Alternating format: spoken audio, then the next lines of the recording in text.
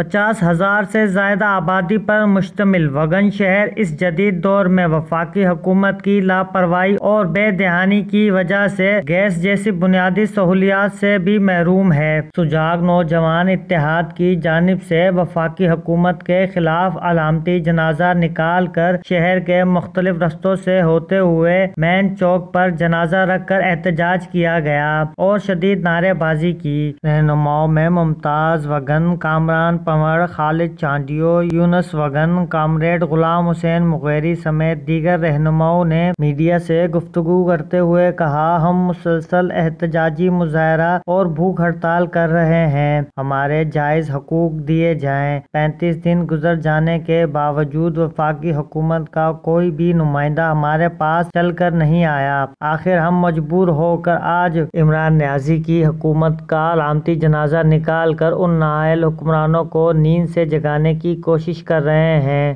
جاگو اور ہمیں اپنے حقوق دیے جائیں۔ کیمرہ ٹیم کے ساتھ نادر علی مغیری، وطن نیوز، وگن۔